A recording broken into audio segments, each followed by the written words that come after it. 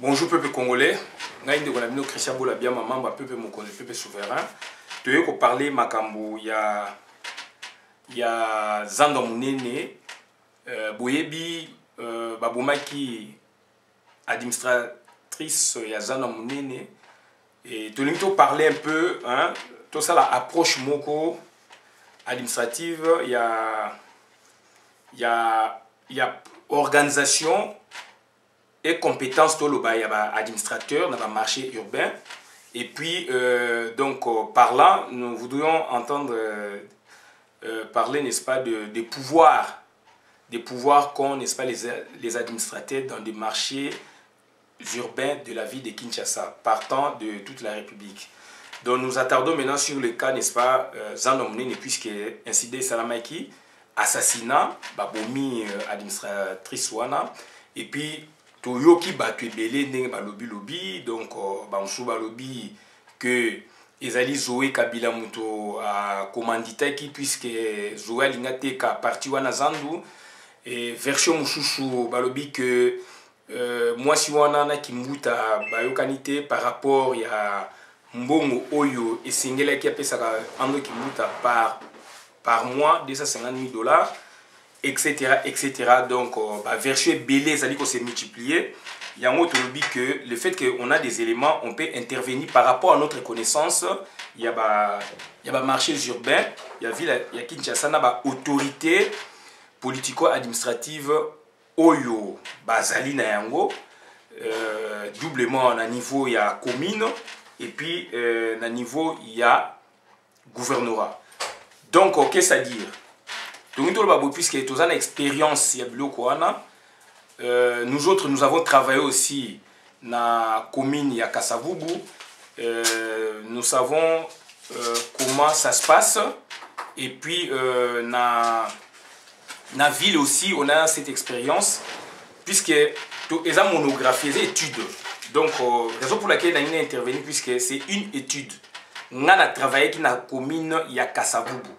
Nazalaka agent temporaire il y a commune il y a Kasavubu. Raison pour laquelle je voudrais intervenir. N'ina yo kabatu na mon ande batu ba ko raisonner ba comment et maintenant moi je voudrais intervenir.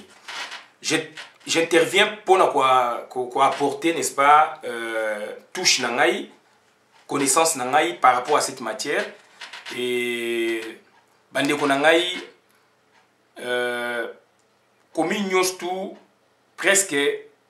Surtout, il y a vu la Kinshasa, ils ont un marché presque, marché et marché on a à l'époque toujours bien en marché urbain. Il y a vu la Kinshasa, c'est-à-dire marché urbain donc contrairement à marché ruraux. Nakati il y a ville il y a Kinshasa et à l'époque ils avaient il y a eu plus de 24 marchés. Puisque la commune Moussou a 2-3 marchés, la commune Moussou a 4, etc. Donc il y a des belés, il y a des belés, il y a des nombre et le marché on a, je ne sais pas, ce qui les loyaux, législation à cette matière est changée, mais je sais que dans la période de Busso et on a joué ma touche par rapport à l'assassinat. Je ne parlerai pas vraiment dans l'assassinat puisque là on maîtrise en côté.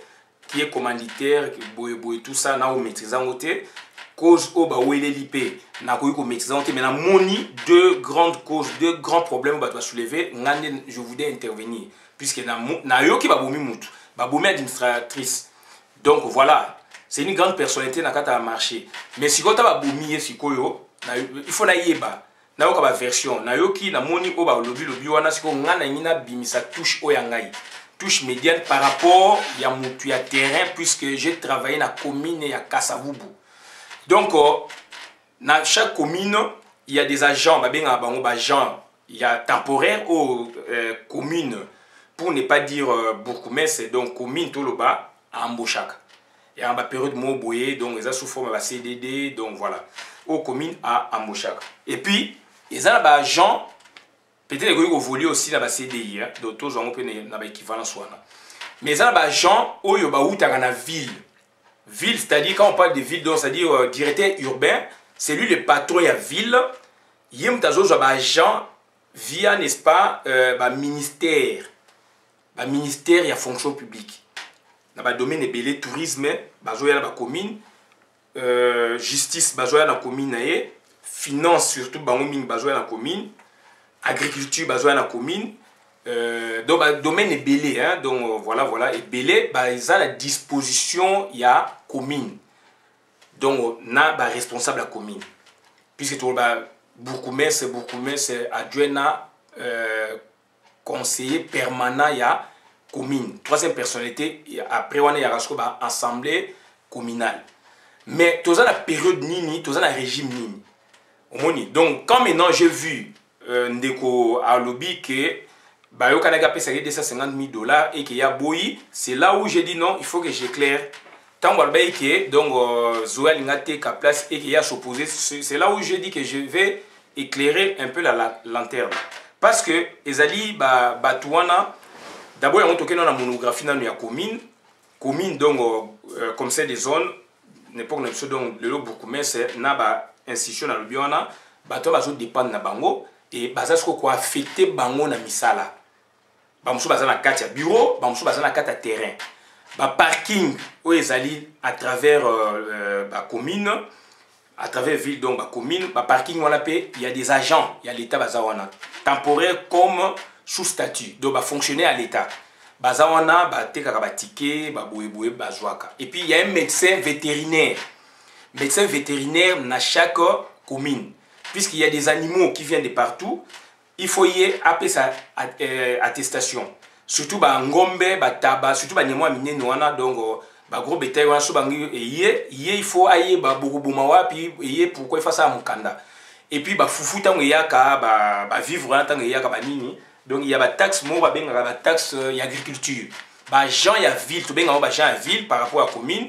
de ba gens agriculture bango mutu ba patron il y a ba service wana ba il y a ba parking plus ba vivre za goya donc il y a des responsables là et puis il y a aussi ba service à regroupement et recouvrement il y a finance hein ba ta finance et budget ba tinda ba batna ba gens ba zali na kata ville ba za ba tu ya ville mais ba affecter ba ba commune ba za disposition commissaire des zones so que bo ka intela commissaire des zones à jonction wana eza direct so bo yo ka intela commissaire des zones ba gens na nyusu na tangi na administrateur te ba gens na tangi wana so bo yo ka na commissaire des zones te commissaire des zones à rezongisa yo il y a certains commissaires des zones baza gourmand toloba puisque régime les ordres permettre nengwana akoyoka même pas vice naï akoyoka même pas conseil communal akoyoka même pas conseiller permanent donc c'est lui qui chapeaute et c'est lui qui fait tout c'est un dictateur puisque le régime dictatorial est en place raison pour laquelle c'est la démocratie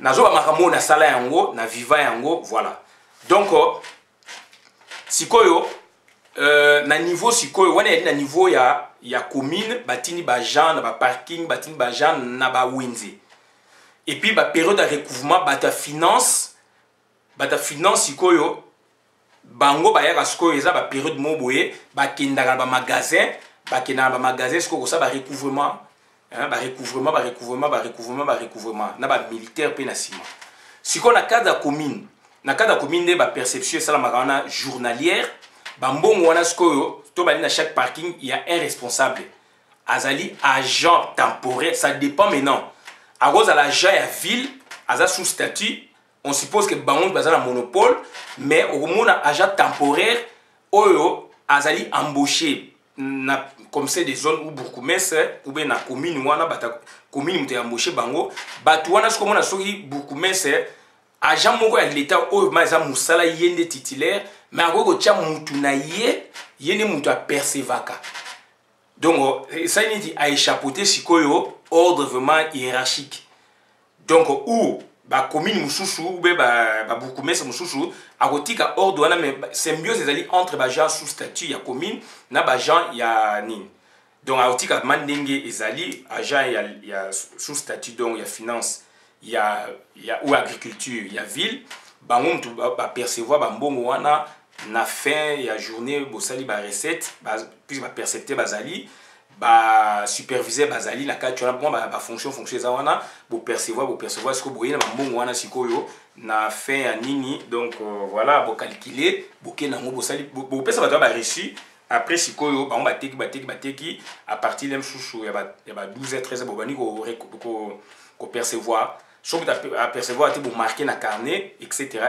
Donc il y a rendez wana so pe biloko le msusu mutabi bon yé moya futeza te puisque nanu mbongo na ye kokiti nana tekite puisque ça peut na ba tâche ba mbongo musu fa libérer donc en foot à lobby ça dépend.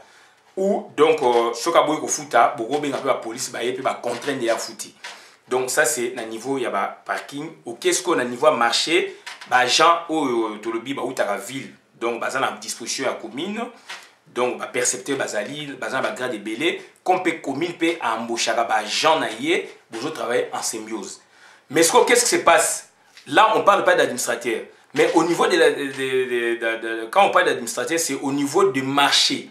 Na kati ya wenze sikoyo mukolo chef a wenze numéro 1 ezali babengaki administrateur ou administratrice na période na biso bazalaki na commune na wenze ya Gambela il y avait un administrateur et son adjointe elle est sikoyo donc voilà donc batindi donc enfin nomination est-ce que bimi ce que administrateur ça échappe au commissaire des zones, ça échappe au bourgmestre. Ça, c'est la réalité ancienne.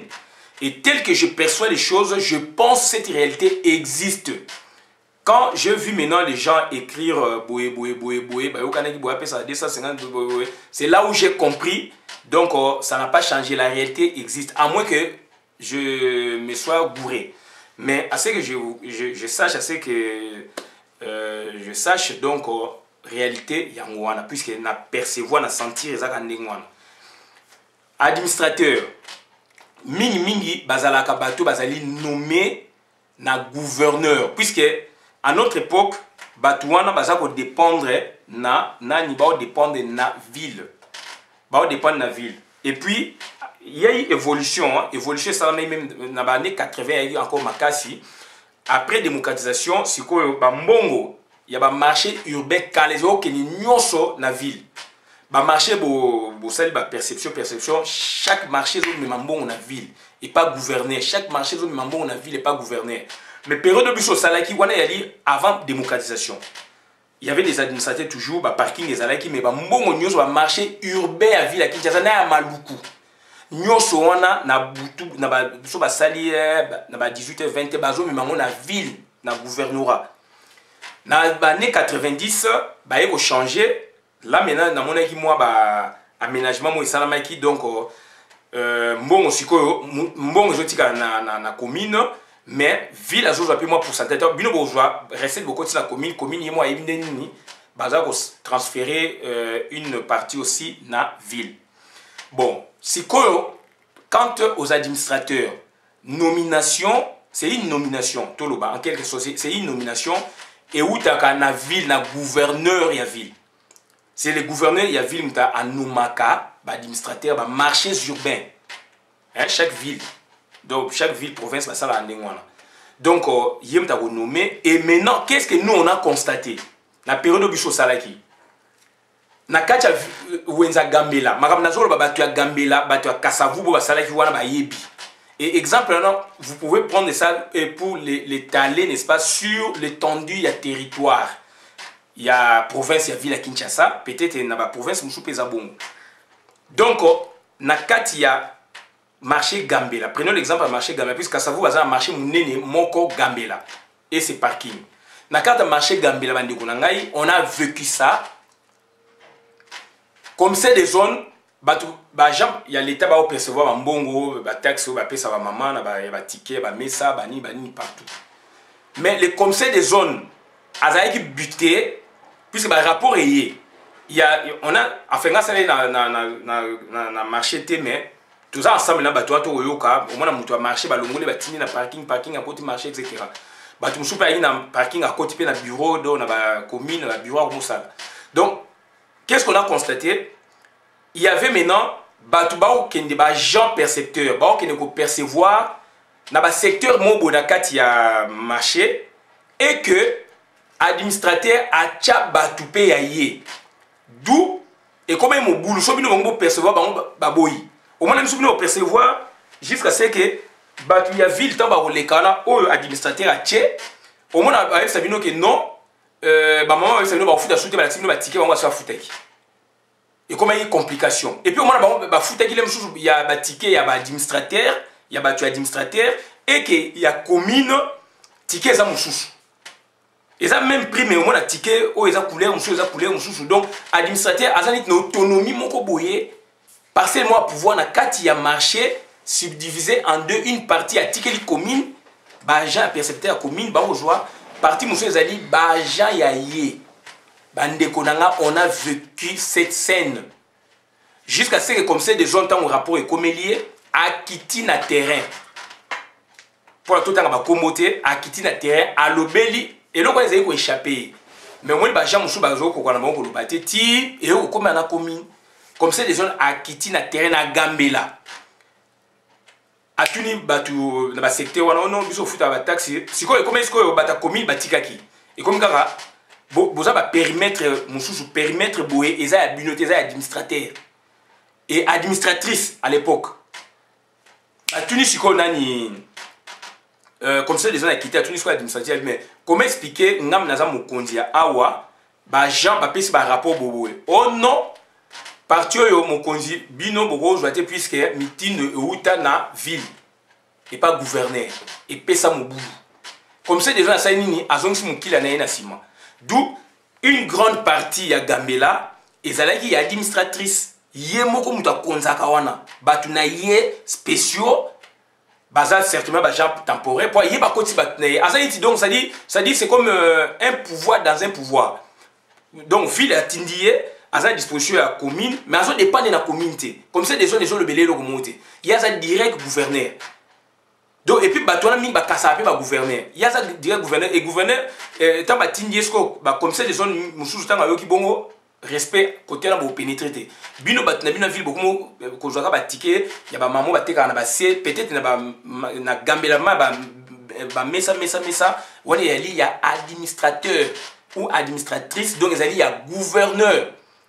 Ba wenza bitula baninde batikeli commune siko commune ezo vivre siko na ba taxi siko mingi ya ba parking kuna villa enfin gouverneur azo kodaté pour ba gens bazali kuna baza à disposition ya commune baza contrôlé par la commune mais siko na niveau administrateur c'est wana et salama na kasavubu donc c'est à dire pouvoir comme c'est des zones aillées rapport ématique comme c'est des zones aillées maman administrateur aillé sabi non parti on a zo instruction ta ba nommer ngai ezali ya gouverneur mais comme c'est des zones aillées baité et d'où est passé mon boulot comme c'est des zones quoi obligatiques puisque azo dépend de peine à gouverneur donc maintenant tant que dans ce qu'on a cas OEV administratrice wana non je ne parle pas de son assassinat mais je parle de l'organisation compétence toloba ya ba bloc wana j'ai compris une chose jamais gouverneur ou comme c'est des zones aotiques administrateur ou percepteur mon a marché mbongo durant un mois jamais. Perception est journalière et virement ou dépôt na ville ou et pas comme ça des zones est journalièrement. Ça c'est de 1 et 250 000 $, ça peut être vrai. Bah, montant exorbitant, ça peut être vrai. Et administratrice, maman a Koufiala donc ne dépendait que du gouverneur. Puisque comme c'est des zones, il y a Gombéné, puisque marché les a revenu naïe, Azala pouvoir te devant comme c'est devant gouverneur. À moins que Azala comme c'est des zones Mongoboye, Azali aussi Ndekoya, ok gouverneur pas au banc. Mais ils ont un rapport de force. Mais administrativement parlant, son chef c'est le gouverneur. Gouverneur Mutachaka, gouverneur Mutakoyo Kolongolaye. Bien que, enfin, Bazara élu, mais si ça fait 10 ans Bazara élu. Des autres joueurs wana, on suppose gouverneur Mutanoma Bango, mais par contre ils ont pas gouverneur. Donc ils ont eu un ministre intérieur. Ministre intérieur Moutou, donc ils ont nommé Bango. Et la confusion est entre gouverneur et ministre.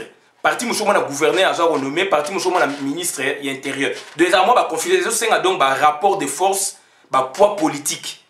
Poids politique et puis un rapport de force. Période où Mungoudia était gouverneur de la ville de Kinshasa et Mungoudia Kaboyebi. À l'ongla, bah, comme c'est des zones nommées par ordonnance et il y a un nommé qui a par arrêté. Et comment est-ce qu'il y a un ministre intérieur de l'époque, Balungana, ministre intérieur de l'époque, et comme il y a confusion jusqu'à ce que Mobutu aloba na bango toyoka ngo na terrain que makamona batu ba kotati yé mo au tranchant jusqu'à ce que donc il fallait comme ça des zones où qui nommé par ordonnance présidentielle. Donc il préparait tout le bas donc en époque par ministre intérieur. Donc en fait comme il y a une ordonnance Mobutu a nommé bango Batouana Mungurdiaka na 92 à Longona Bango 17 sur 24 a comme ça des zones où il y a par arrêté. Si ko ba oba Longola qui ba sali ba manœuvre na ministre intérieur peut a nommer et comme il y a confusion et comme est-ce que place on des places Mungurdiaka soit pesaki par rapport au ministre intérieur comment est-ce que confusion boye na commune boye il y a donc réhabilitation il y a ancien gouverneur quoi comme ça des zones et les anciens et les anciens et les nouveaux au baï nommé par Mungurdiaka et Mungurdiaka a pris instruction na police à instruire gendarmerie l'époque ba koti ça va comme ça des zones oyo baza réhabilité par le ministre intérieur na zone ba puisque na yebi tout ça na terrain jusqu'à ce que bateau bazaki réhabilité par le ministre de l'intérieur donc réhabilité par arrêté batouana ba sala quitté ya on to bi que confus ezalaki Mobutu a tranché donc batu ya Mungurdiaka comme batikalaka o ya noma ki a longola ki batu ordonnance ba réhabilité ba on a ministre intérieur confus et côté entre ministre intérieur na gouverneur Mungurdiaka ministre d'état et poids politique à Mungurdiaka et jouaki toujours ba biloko to yebiango donc likambo contribution ezali place wana et maintenant pour na maman de ba bomi wana pour na ke ateka zandu elle n'a pas droit azana droité d'abord nan pour ateka nani ateka bateka rapé bongote ezali ba session donc au CD pour na batu ba portion mo boye ba ça ba magasin ou ba ni ba exploiter ça autre chose mais na linga na to ba koteka donc d'ailleurs côté quand on a tabateki et tikala mabela Congo et kende na Liban et kende ou be Maroc donc ils ont mabela Congo bon wana ils ont makamushushu mais d'abord comme c'est des zones ya zali ya Gombe autorité non supérieure na ya zali hiérarchiquement mais elle ne dépend que du gouverneur azali Mkoloville administrativement parlant et politiquement aussi sikoyo comment expliquer yé ateka sans que bato baloba azan autonomité je vous comprends donc le souhait c'est quoi c'est l'état de droit c'est la démocratie que tant que vous allez administrateur battu na marché donc vous avez l'autonomie à gérer à ça bazan autonomité et ming ezala ba piston et ming ezali wana to kana malamu na zongo lobate o bino bolinga bo tiangai mais ming ezala ba relation ezala ba piston ming ezala wana ba tcha ba administrateur ezala ba relation ezala ba piston gouverneur a nommé batu na ba marché ya Matete ya Lemba ya Mombele ba administratrice boy batu wana bazo sele masolo donc ça dit ça ba portion moko bona kata marché vous ne pénétrez pas vous la commune elle ou lui donc azali mutu a la disposition na yo administrativement parlant mais politiquement azo dépendre na azo dépendre na ville azo dépendre na gouverneur et bah comme ça des zones ba yebiango soko meki o tamboli balongolio voilà un peu makambo na ngai koloba et bah recette et qui n'a chaque jour n'époque na biso zo qui chaque jour et aujourd'hui encore les alliés na ba insécurité ba ko tikango jamais il y a des grosses sommes d'argent zo kende il y a des sacs remplis d'argent et qui n'a la ville et l'époque avant 90 ba marché nyon so ville à Kinshasa ya ba Jelo Mbinza ya ba Mbinza Ipen ya ba Lemba ya ba Bandal boy Bandal za so na deux marchés ou trois ba mbongo na nyon c'est zaiko mata na gouvernorat na ville donc makambu na ngé ko ba contribution en wana donc j'ai pas voulu parler vraiment makambu ya assassinat ya maman wana mais na parler na fonctionnement organisation compétence ya ba administrateur et puis na obstacle oyo commune ou comme c'est des zones azalaka nango soki administrateur vraiment a outil côté na ekuna a outil na gouverneur et que le gouverneur a imposé na ba tactique bazali et c'est de cette façon que ba gouverneur bazako vivre chaque jour moni gambe les autres c'est combien matete les autres c'est combien za combien de marchés les maisons combien de marchés les autres c'est combien ba administrateur wana ba mbongo wana ezali yaye ba parti musu ya marché a tikeli bino donc voilà tout ça 24 communes et 24 communes chaque commune a au moins deux marchés deux marchés déjà dans 48 communes, donc 48 administrateurs, oyo gouverneur à Nomaka. Azo nommé bazo dépendre naïe. Donc ma ramena zaya oloba ngwana na suki awa to senga batno su ingeta bola na vidéo malamu, c'est notre contribution puisque na travaillé na commune ya Kasavu. Donc en tant que temporaire ya commune. Merci.